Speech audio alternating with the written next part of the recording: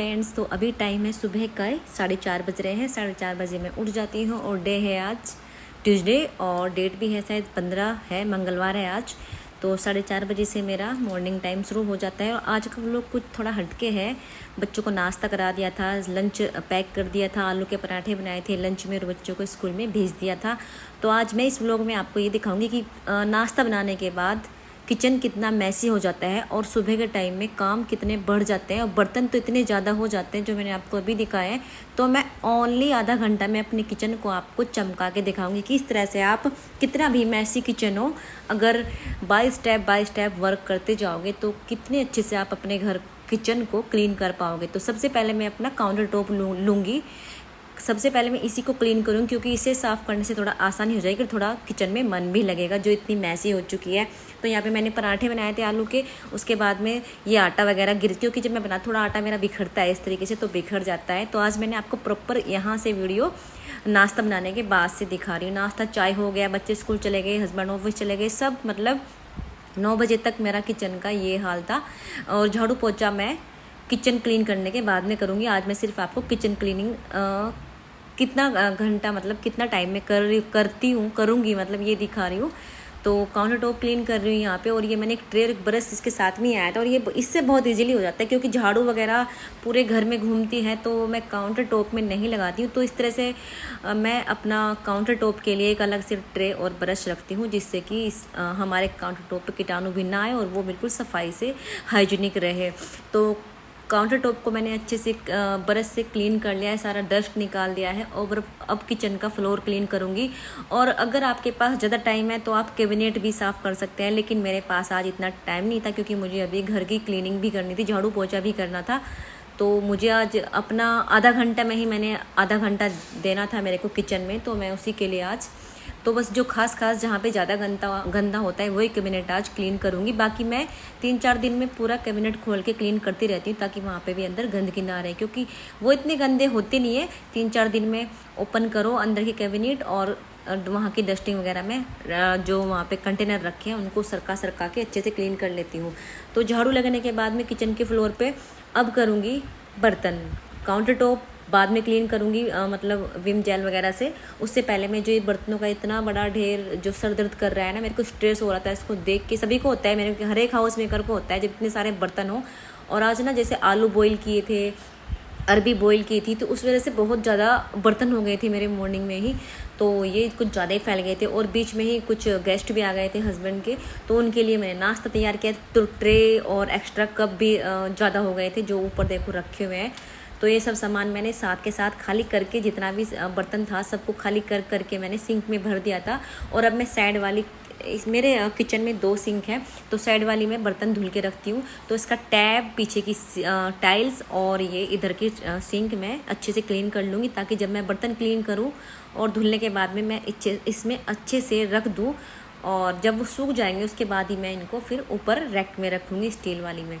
तो इस तरीके से सबसे पहले मैं क्या करती हूँ, जब बर्तन क्लीन करती हूँ जो बड़े बर्तन होते हैं सबसे पहले मैं उनको क्लीन करती हूँ। मेरी यही आदत है। लोग क्या करते हैं, कुछ हाउस मेकर क्या करती है, सबसे पहले छोटे बर्तन क्लीन करती है, लेकिन मैं इसका उल्टा करती हूँ। मैं सबसे पहले जितना बड़ा बर्तन होगा ना, क्योंकि बड़ा बर्तन से क्या होता है हमारी सिंक बहुत भरी रहती है, तो मेरा काम कुछ इसी तरीके से मैं अपना हल्का करती हूँ। मैं जितने भी बड़े बड़े बर्तन हैं, जैसे ये एक छोटा सा आटे का बड़ा बाउल हो गया ये, और एक वो स्टील की छलनी थी जिसमें मैंने आलू बॉईल किए थे, अरबी बॉईल की थी वो थी, और बड़ी सी ट्रे थी जिसमें नाश्ता गया था गेस्ट का। और एक वो मैं सबसे पहले साफ़ करती हूँ जो सिरामिक के बर्तन होते हैं, जैसे कप वगैरह हैं, ये फूटते बहुत जल्दी हैं तो मैं इनको भी जल्दी साफ़ करती हूँ। और मैं इनको सिंक के अंदर नहीं डालती क्योंकि जैसे आप इनको कप वगैरह को, जो भी आपका सिरामिक का बर्तन है, सिंक के अंदर डालोगे तो सबसे ज़्यादा फूटेगा। वो इसलिए फूटेगा क्योंकि अगर हम उसके ऊपर बर्तन एक्स्ट्रा और रखेंगे तो लोड होके वो उनके जो कप के पकड़ने वाले हत्था वगैरह होता है वो निकल जाता है। तो इनको मैं सिंक में कभी भी ना तो धुलने से पहले सिंक में रखती हूँ और ना ही धुलने के बाद में सिंक में रखती हूँ, तो मैं इनको ऊपर लगा लेती हूँ। तो इस तरीके से मैंने सारे बर्तन, चकला बेलन वगैरह सब मैंने अच्छे से क्लीन कर दिए थे। और जो बर्तन मेरा प्लास्टिक का था या टूटने वाला था, सिरामिक का था, और जो डेली के स्टील के कप भी है, मैं उनको सिंक के ऊपर और जो हमारे टैब के नीचे जहाँ पे एक छोटा सा प्लेटफॉर्म बना रहता है मैं वहाँ पे करती हूँ। और जब मैं रोटी बनाती हूँ, चकला बेलन के नीचे वो फाइबर का एक कवर है उसको रखती हूँ, तो उसको भी मैं सबसे पहले धुल के ऐसे टैप पे हैंग कर देती हूँ ताकि वो जल्दी जल्दी से सूख जाए। और फिर उसको मैं ऊपर उसके क्या बोलते हैं उसको, जिसमें पानी भरते हैं, मैं भूल गई, उसके ऊपर फैला दूंगी, जिससे कि जब फ़ैन चलाऊंगी किचन का तो वो सूखता रहेगा। हाँ जी, तो अब इधर के बर्तन मैंने सारे क्लीन कर दिए हैं और अब बारी है इस सिंक की जिसमें बर्तन बिना धुले थे, उसको भी मैं अच्छे से क्लीन कर दूंगी। सारा ब्रश जिसमें विम जेल था वो भी साफ़ कर दूंगी। और अब बारी आएगी काउंटर टैब की। काउंटर फ्लोर मेरा मतलब जो काउंटर है, गैस काउंटर है, इसको क्लीन करूँगी। और मैं अपना गैस काउंटर हमेशा विम जेल से साफ़ करती हूँ। और जहाँ पे गैस चलती है उसको मैं स्टील के जो स्क्रबर है उससे क्लीन करती हूँ, क्योंकि वरना वहाँ पे डेली अगर साफ़ नहीं करेंगे तो वो काला होता चला जाएगा। तो मेरा गैस स्टोव जो है वो काला बिल्कुल नहीं है, जहाँ पे स्टील लगी है वहाँ से अच्छी तरह से चमकता है। मैं विम जेल से दिन में 2 बार साफ़ करती हूँ, एक बार नाश्ता बनाने के बाद में और एक बार रात का डिनर बनाने के बाद में, क्योंकि मेरा नाश्ता और लंच इकट्ठा ही बनता है। तो 2 ही बार हमारा गैस स्टोव क्लीन होता है। और दिन में अगर चाय वगैरह बिखर जाती है, जिस चाय वगैरह बनाती हूँ या अदर कुछ भी करती हूँ, तो तब भी मैं इसको एकदम से गीले कपड़े या टिश्यू से साफ़ करती रहती हूँ। तो इस तरीके से मेरा गैस स्टोव बिल्कुल हमेशा नए जैसा, क्योंकि कांच का है ना, ये एकदम चमकता रहता है नया। और मैंने किचन का टास्क आज आधा घंटा के लिए ही दिया था, और प्रॉपर जब मैंने अपनी पूरी किचन क्लीन कर ली तो मैंने देखा कि हाँ वाकई में मुझे आधा घंटा लगा है। और मैं डेली का जो मेरा काम है, मैं ये काम मेरा डेली का है, टाइल्स क्लीन करना डेली करती हूँ। क्योंकि यहाँ जैसे ही तड़का लगता है सब्जियों में, चाय वगैरह उबलती है, तो यहाँ पे ज़रूर छींटे लगते हैं। भले ही मैं चिमनी चला लेती हूँ, और ऊपर जो चिमनी है स्टील की चिमनी है हमारी, उसको भी मैं डेली ही क्लीन करती हूँ। क्योंकि इस पर भी ना जैसे रोटी बनाते हैं उसका जो बुरादा जो आटे का होता है ना, वो उस पर बैठ जाता है और वो बड़ा चीफ लगता है। तो मैं इसको भी डेली क्लीन करती हूँ। गैस स्टोव उठा के काउंटर पूरा अच्छे से क्लीन करती हूँ। इसको मैं विम जेल से डेली नहीं करती, इसको 1 महीने में विम जेल लगाती हूँ काउंटर, क्योंकि फिर भद्दे हो जाते हैं ये चीज़ें। लेकिन मैं कपड़े से डेली करती हूँ। कभी कभी मैं सोडा और सिरका भी मिला के अपना काउंटर टॉप साफ़ कर लेती हूँ, उससे भी ये ब्लैक पत्थर जो है मेरा किचन का काउंटर टॉप का, वो भी क्लीन हो जाता है। और जो भी किचन के डिब्बे वगैरह होते हैं मैं उनको हाथ से डेली टिश्यू पेपर से क्लीन करके रखती रहती हूँ। तो मैंने अपना मेरा जो किचन का काउंटर टॉप है वो L साइज़ का बना हुआ है। तो एक साइड में गैस रखा है और दूसरी साइड में हमारा बाकी सामान रखा है, ये पानी का ये कैंपर वगैरह रखा है, ये इस साइड रखा है। तो L साइज़ का मेरा किचन है ना, तो ये ज़्यादा बड़ा है ना ही छोटा है, मीडियम किचन है, मॉडर्न किचन है थोड़ा। तो अब मैंने पूरा अपना काउंटर टॉप क्लीन कर दिया है अच्छे से। और जहाँ पे मैंने बर्तन क्लीन किए थे वहाँ पे थोड़ा सा पानी वगैरह रह गया था, वो भी कर दिया था।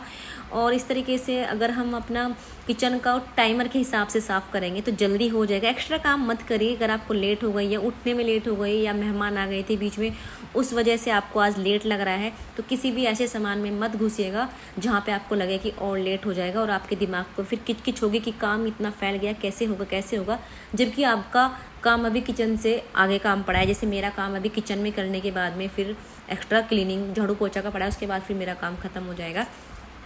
तो आज मैं आपको सिर्फ किचन के बारे में ही अपना व्लॉग दिखा रही हूँ ये। और अब रह गया था मेरा किचन का फ्लोर। हाँ जी, मैं इसको भी डेली हाथ के पोछे से क्लीन करती हूँ। तो देखिएगा इसको करने के बाद में कुछ किचन मेरी आधा घंटा काम करने के बाद में, कड़ी मेहनत के बाद में मेरी किचन पूरी अच्छे से चमक गई है। और कोई एक्स्ट्रा एफर्ट नहीं लगाया, जो डेली में करती हूँ वो ही किया है मैंने। और ये देखिएगा किचन कितना चमक गया है, बिल्कुल किचन एकदम ऐसा हो गया है कि बिल्कुल धुल दिया मैंने जैसे विम जेल से। लेकिन नहीं, मैंने नॉर्मल तरीके से सफाई की है। और ये जो मेरे कैबिनेट वगैरह है इनको मैं वीकली साफ़ करती हूँ, इसलिए चमकते रहते हैं। और देखिए मेरा गैस स्टोव देखिए आप कितना चमकीला, और ये ऊपर चिमनी भी मैं डेली साफ़ करती हूँ।